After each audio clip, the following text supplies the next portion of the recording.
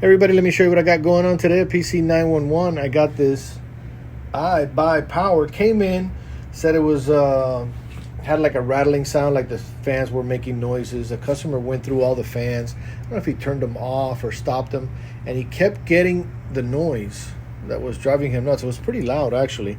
And then he said after a while, 10-15 minutes, the computer was turning off as well. So if you've followed some of my videos, you're going to know what it is with iBuyPower. This is a pretty common cooler that they have, liquid cool, right? That's the CPU block. So this here in the center, this is the pump, that little square there. That's where the pump. So when this is installed, it's got a fan. It's, sits like that. You got the fan in front and in the back. So the noise that comes from there sounds like it's coming from the fan. So you can turn off the fans and you're going to still hear something coming from there. It kind of drives you a little nuts if you don't know that there's a little block right in there, which is not common. Most pumps are here on the CPU block, but this one is not. It's just got that CPU block, which is whatever, copper, metal, whatever that is. And the liquid is just flowing, but the pump is not here. Usually the pump is here, so you're able to listen, and then you kind of, right, this is a little separate, so you would hear the sound from here. It makes it a lot easier for you to figure that out. And then, of course, turning off after 15-20 minutes because the unit was overheating. So simple enough. Replaced it with a Cooler Master Hyper 212. I love this as far as for air cooling. It's effective. It's affordable. It's just a good, it's just a good cooling air cooler for pretty much anything. This computer here is an i9.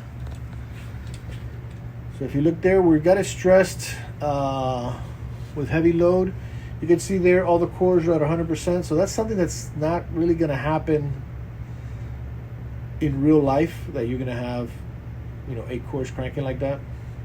And it is hitting up to 91, seems like the max. But average, if you look there, it's averaging, I would say it's averaging about 80 degrees. And if you look at the total, the max temp on this CPU is 115. Normally that's about 100. So this maxes out a little higher. Again, you can see there it's an i9.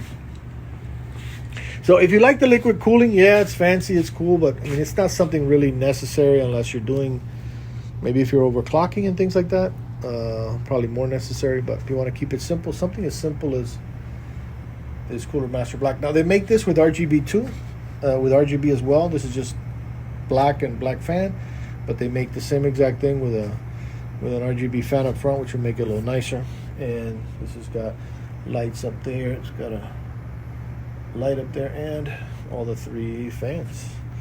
So we got that iBuyPower resolved, replaced the,